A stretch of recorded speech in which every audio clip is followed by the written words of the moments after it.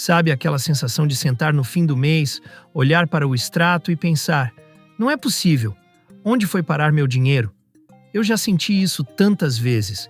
E, ironicamente, foi justamente quando tentei seguir aquela tal regra dos 50-30-20, tudo parecia tão fácil, tão lógico, até que eu precisei colocar em prática. Na teoria, é só dividir: 50% para necessidades, 30% para desejos, 20% para sonhos e segurança. Mas na vida real, o que acontece? Você corta um pouco aqui, gasta um pouco a mais ali, e quando vê, toda aquela organização virou pó. Isso não é só uma questão de matemática, é uma batalha interna com nossos próprios impulsos. Hoje, eu quero falar abertamente sobre o que ninguém te conta. Não é a regra que falha. Somos nós, com nossos medos, desejos e pequenas mentiras diárias, que sabotamos o orçamento mais simples do mundo. E no final deste vídeo, você vai entender, de verdade, o que te impede de transformar uma regrinha simples em liberdade financeira. Mas antes, preciso te mostrar por quê. Mesmo sendo fácil no papel, a regra dos 50-30-20 vira um verdadeiro pesadelo na prática. O mito da simplicidade. Quando eu ouvi falar da regra dos 50-30-20 pela primeira vez, confesso que achei: agora vai. Dessa vez eu vou conseguir controlar o meu dinheiro. E sabe o que aconteceu? Em menos de 2 semanas eu já tinha furado o planejamento. E não era porque a matemática era difícil. Era porque, na vida real, tem sempre aquela tentação. Um delivery para animar a sexta, uma promoção imperdível, um convite para sair com os amigos. A verdade é que a simplicidade da regra é uma armadilha psicológica. A gente olha para ela e pensa: isso é fácil, qualquer um consegue. Mas subestima o poder dos nossos desejos imediatos. O cérebro humano foi programado para buscar prazer agora, não depois.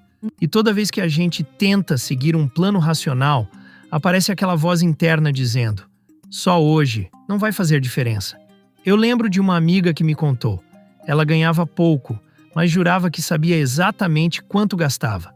Só que quando foi dividir tudo nesses 3 potes, percebeu que os desejos estavam engolindo quase 60% do salário. E o que ela fazia? Culpava o salário baixo, não os hábitos. Esse é o primeiro grande erro: achar que o problema é o tamanho do salário ou a complexidade do método. O verdadeiro inimigo está dentro da nossa cabeça.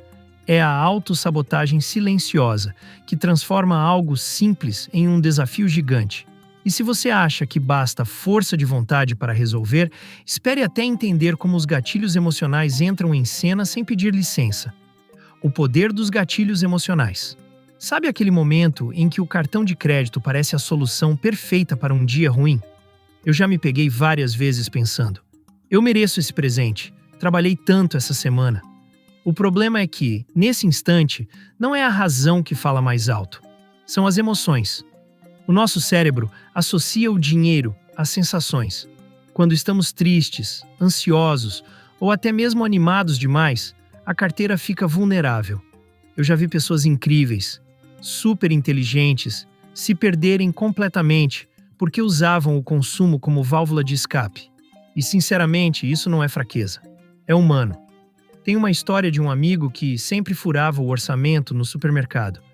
Ele fazia lista, somava tudo antes, mas bastava passar por aquela prateleira de chocolates. Pronto, o planejamento ia para o espaço. Não era fome. Era o prazer do momento, a recompensa instantânea que o cérebro tanto busca. E é aqui que muitos caem. Ignoram que dinheiro, mais do que números, é pura emoção. A regra dos 50-30-20 só funciona quando a gente aprende a reconhecer esses gatilhos. Quantas vezes você já gastou só para aliviar uma sensação ruim ou para se sentir aceito por um grupo? Eu já perdi as contas. No fim das contas, o orçamento não é destruído por uma compra grande, mas por pequenos impulsos repetidos, movidos por emoções que você nem percebe. E o pior, a mente é mestre em criar justificativas para esses deslizes. No próximo tópico, vou te mostrar como nossa cabeça distorce a realidade e cria desculpas para continuar sabotando o próprio bolso, mesmo quando sabemos o que deveríamos fazer. Distorções mentais e justificativas. Eu sempre digo, o maior contador de histórias da minha vida é minha própria mente. Ela cria cada desculpa criativa para eu gastar dinheiro sem culpa. que parece até roteirista de filme premiado. E se você parar para pensar, aposto que também já se pegou dizendo: só dessa vez.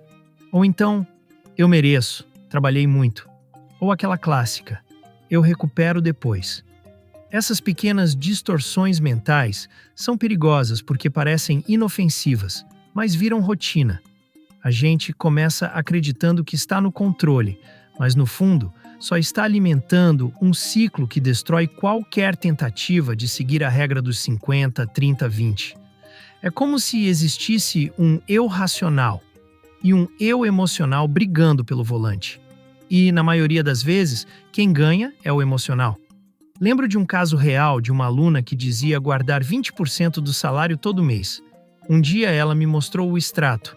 Tinha transferido para a poupança, sim, mas em menos de 15 dias já estava sacando para cobrir imprevistos, que na verdade eram só compras por impulso. O auto-engano nesse caso era tão grande que ela nem percebia a autossabotagem. O segredo aqui é entender que nossa mente vai sempre tentar justificar aquilo que traz prazer ou alívio imediato. Então, não adianta só planejar. Tem que criar barreiras para dificultar o acesso ao dinheiro dos desejos e facilitar o caminho para o dinheiro dos sonhos. Mas se controlar tudo isso parece impossível, respira fundo. No próximo tópico, eu vou compartilhar estratégias práticas e psicológicas para finalmente transformar a regra dos 50, 30, 20 numa aliada, até quando as emoções tentarem te sabotar. Como tornar a regra dos 50, 30, 20 a prova de emoções. Quando eu percebi que não adiantava só entender a regra, precisei mudar minha estratégia. O primeiro passo foi admitir: eu não confio em mim mesmo diante das tentações. E tudo bem. O segredo está em criar sistemas que nos protejam de nós mesmos. O que me ajudou? Automatizar. Assim que o salário cai, 20% já vai direto para uma conta difícil de acessar, sem cartão, sem aplicativo fácil. É como se eu escondesse de mim mesmo. Para os desejos, estipulei um cartão pré-pago. Quando o crédito acabava, não tinha negociação. E para as necessidades, comecei a fazer compras sempre com lista e valor fechado. Se passasse, cortava algum item do carrinho na hora. Outra coisa que mudou meu jogo foi conversar honestamente comigo sobre meus gatilhos. Perguntar: por que eu quero comprar isso agora? Ou isso vai me deixar mais perto da vida que eu quero daqui a 5 anos? Esse tipo de reflexão me salvou de várias armadilhas criadas pelo meu próprio cérebro. E sabe o que é mais curioso? Quanto mais você dificulta o acesso ao dinheiro dos desejos e facilita o dos sonhos, menos precisa de força de vontade. Você para de lutar contra si mesmo e deixa o sistema trabalhar a seu favor. Eu vi isso acontecer com várias pessoas comuns, não só comigo. Um amigo que nunca conseguia guardar dinheiro começou a aplicar a regra só depois que automatizou o investimento e passou a usar dinheiro físico para os desejos. O resultado? Pela primeira vez, ele terminou o ano com uma reserva real. No fundo, a regra dos 50, 30, 20 só vira realidade quando a gente entende que emoção e dinheiro caminham juntos. E, se você criar barreiras inteligentes contra seus impulsos, começa a experimentar uma paz financeira que eu, sinceramente, achei que nunca sentiria. Agora me conta, você já tentou seguir essa regra e fracassou? O que te derrubou? Compartilha aqui nos comentários, porque sua experiência pode ajudar outras pessoas também. Hoje você viu que dinheiro não é só conta de mais e de menos. É, acima de tudo, emoção, autossabotagem e pequenas decisões diárias que, juntas, destroem qualquer orçamento, por mais simples que pareça. A regra dos 50, 30, 20 é poderosa, mas só funciona quando você aceita suas limitações emocionais e constrói sistemas para te proteger do seu próprio impulso. Se você já caiu nessa armadilha, não se culpe.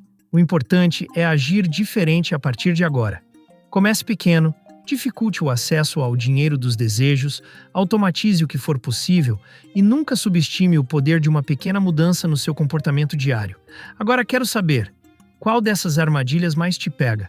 Você já tentou aplicar essa regra e sentiu dificuldade? Escreve aqui embaixo. Sua experiência pode ser a luz que falta para alguém que está do outro lado da tela. Hoje, Você aprendeu a criar sistemas para se proteger de armadilhas internas que sabotam um plano simples como o 50-30-20. Mas e quando o próprio plano financeiro, que todo mundo diz que é seguro, tem armadilhas externas que ninguém te conta?